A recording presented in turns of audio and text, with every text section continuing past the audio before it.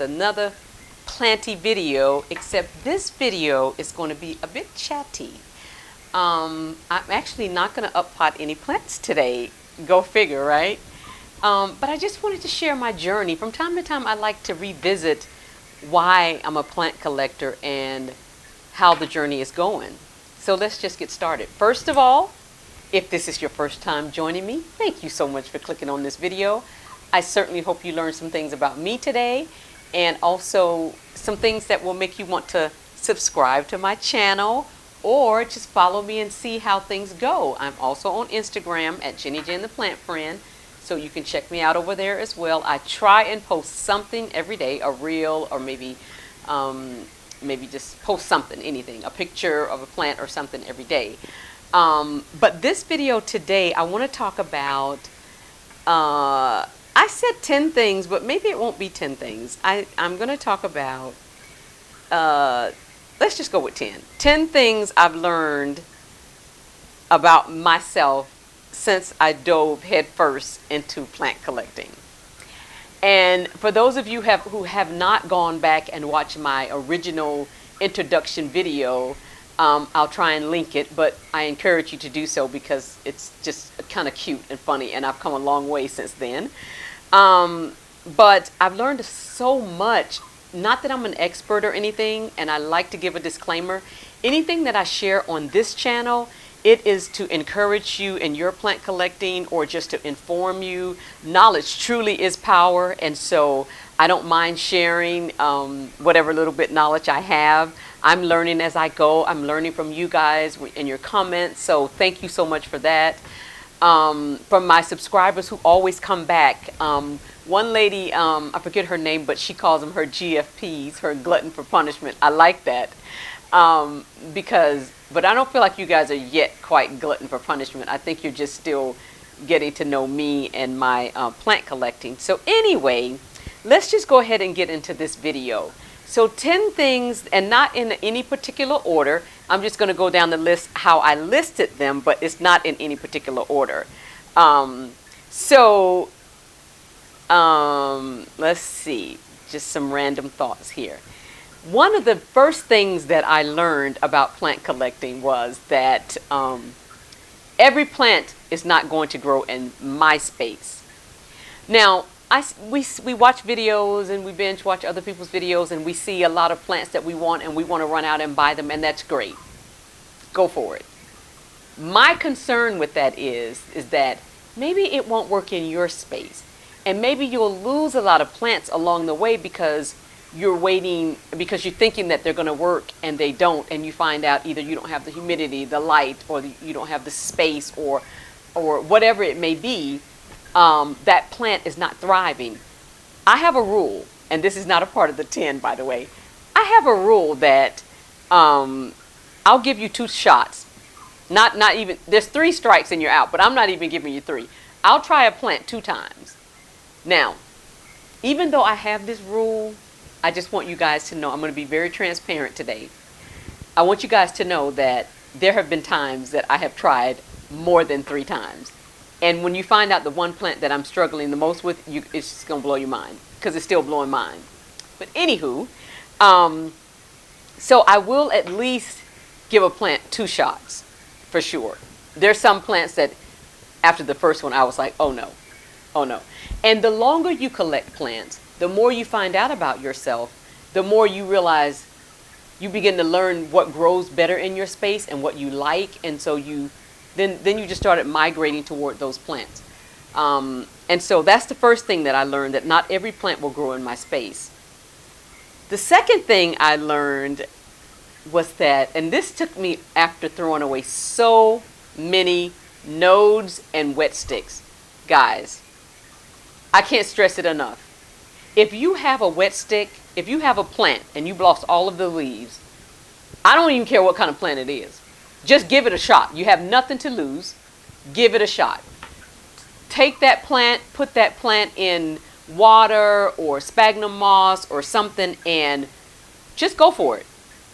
Again, you have nothing to lose. See if it won't regenerate itself or regrow. I learned that through just the multiple plants that I've had that have come back. And so now, as long as there's a good node on it or some roots or anything, I'll give it a shot. So I did learn that. I learned that I can grow plants from a wet stick. It wasn't called a wet stick at the time, but that's what the plant community call it now. The other thing that I learned, this is the third thing that I've learned, and not in any particular order, alocasias. I love alocasias. Alocasias don't love me back, but I keep trying. Different plants within that genus, not just the same plant. But what I did learn is that even some alocasias will appear to be dead or done, and you give them some humidity and some light, and you maybe put them in a greenhouse situation, and they come back. And I'll tell you the plant that taught me that. It was the Alocasia amazonica. The first one I had, and another thing, alocasias go into dormancy in the wintertime. They lose a bunch of leaves and they just don't look really good. They may hold on to one or two as they get older, I guess. But what I found is that the first plant that I had, I threw it away because all of the leaves fell off. I thought it was dead, so I threw it away. But I loved that plant, so I bought another one. Second shot.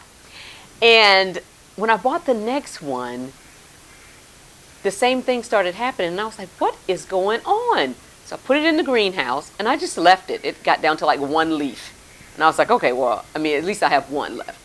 So I put it in the greenhouse, and I left it over the winter, and in the spring, all of these buds came back. I was like, you have got to be kidding me. You meant I could have saved the other one? So that's one thing that alocasias taught me. I have the black velvet. I did my alocasia collection, so I've showed you guys my alocasias. But there's some that just didn't make it. Just didn't make it in my care. So, but it did teach me to at least look for the buds that are in the plants and try and plant those. And I'm in the process of doing that now to some. Not because the plant died, but just because when I repotted it, I saw the buds, I pulled them out, and I put them in moss, and I'm waiting to see if something's going to happen. So far, I have nothing to report. The other thing that I learned is that some plants prefer soil over leca, over pond, over moss. Some plants just thrive in soil. I'm not a dirt under your nail person. Love plants, but that is not my thing. I wear gloves when I work. And my nails are not very long, but I just learned that I feel more comfortable because one time I was unpotting a plant and some little creepy crawly thing came out, freaked me out. So we don't do that anymore. But again, I prefer leca and pond, but some plants prefer soil.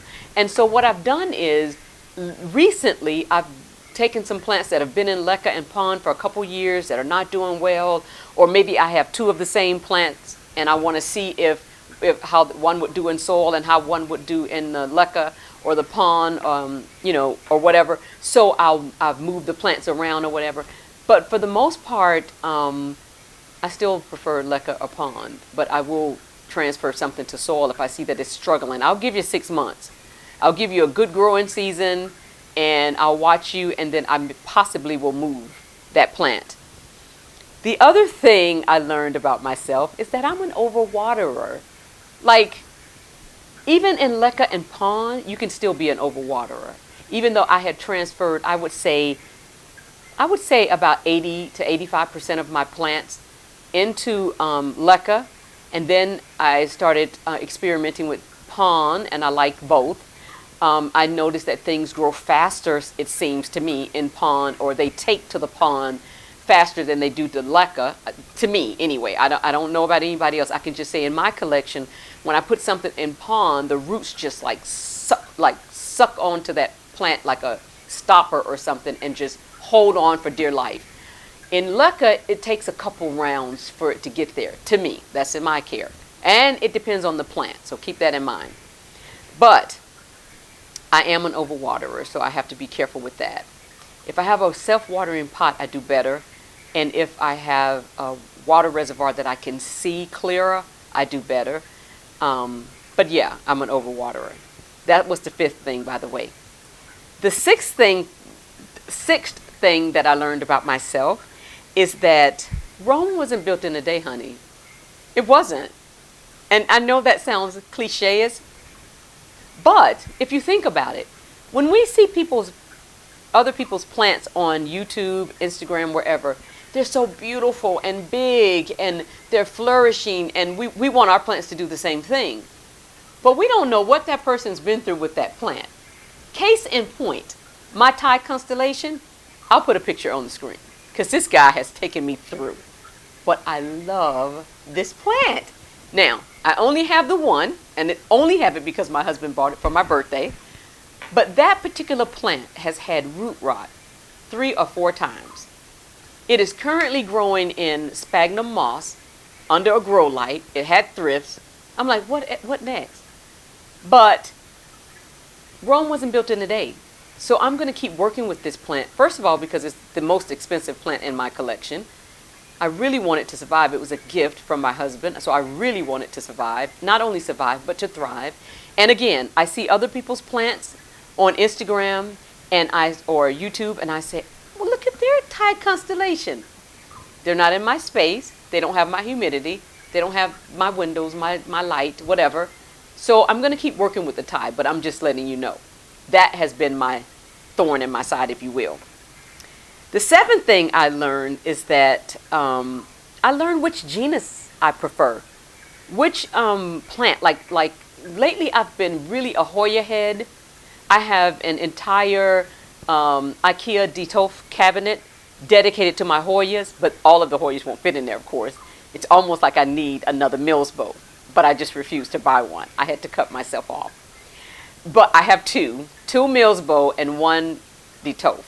But I may get one that's not a Mills bow. Maybe. I don't know. Maybe. But those plants, Hoyas love humidity. And so I don't even know how many Hoyas I have.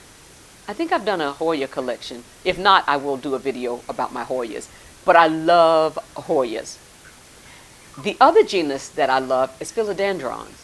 Now, they don't always love me back, but I still love them. I love their root system. I love their growth pattern. I love that there's so many different types within the genus. I love all of that about philodendrons, and I have lots of it. I did do that video. I'm pretty sure it's maybe a month ago or so, maybe a couple months ago. And it was my philodendron collection, and I didn't realize how many I had until I did that video. And that's the video, even though I've done other collection videos, that's the video that made me want to do like philodendron collection, monstera collection, alocasia collection, syngonium collection, just all of my collection. That way I didn't necessarily have to do a house tour, house plant tour. I could just do genuses and stay there and tell you all that I have of those, and even either bring you to the plant or take the plant, either bring the plants to you or take you to the plant. So I did learn that I prefer philodendrons and Hoyas. I love monsteras. They don't love me back. I love anthurians. So far, they're not loving me back. They like me, but they don't love me back. And so that would be a very sad face. All of my anthuriums are now in sphagnum moss. They seem to be doing better, but don't say it very loud, okay? So that's I learned which genus I prefer. The other thing I learned is how to successfully propagate my plants. I can remember my first year. Oh, I wouldn't propagate. Cut a plant? Are you kidding me? No freaking way. So I didn't cut plants. I didn't. And I had I still have it, by the way, but I have several of them. A Syngonium albo variegata, and I love that plant. But I was so afraid to propagate it, and it was not doing well. So I just took a chance. Because it wasn't doing well, I took a chance and propagated it, and oh my goodness. That's what taught me about propagation would be even though you would think it would be a pothos, no, it was a Syngonium. The Syngonium albo. So if you have one, don't hesitate to cut it, because it will love you back. It will. I told you I have 2 large and about 3 small ones that I'm planning to trade at some point this growing season. So I learned that I can propagate plants, and I do very well with them, and I'm not afraid. And even if it doesn't succeed, that time I try again. So I learned that I can propagate plants. That's the 8th thing. The 9th thing that I learned is that low light does not mean no light, sweetie. It does not. And that was for me. Because there's some places in my home, and I've talked about this in other videos, where I just don't have a lot of light. I don't have a lot of windows. Hence the sunroom that's to come. I just don't have a lot of lights. I don't have a lot of windows. I don't have a lot of south-facing windows. I have mostly west-facing, north-facing, and some east, I think. I have maybe 2 south-facing windows in my home. So I learned that I learned about grow lights because I learned that low light didn't mean no light. And even though I have some centivarias in low light situations, they're not really in low light because they're getting intermittent light from either the IKEA cabinet or another light situation somewhere close by. So it's not like they're in like no light, like completely no light. But I did think that they could grow in that, and initially I did think that. But I did a video on my Centevaria collection, and I showed how they've been thriving in my care. So there you go. And the 10th thing, this is the most probably, I won't say the most important thing that I've learned about myself, but it is at the top of the list. It really is. And I just put it last because I feel so passionate about it. I learned that plant care really is self-care. For the last couple years, I've been really, we've been going through some things, my husband and I, with his health, and I have become a full-time caregiver, and that's the hardest thing I've ever done. But it was around the time that I started the plant collection, and I can tell you, I can be very stressed out, but if I come into this plant studio, and I come into the room, and I don't know if you can hear in the background, I have some white noise, and I have it in the rainforest tune, if you will. And it's so peaceful. Oh my goodness, I just feel immediately, I could just feel a calmness that comes over me. And so plant care truly is self-care.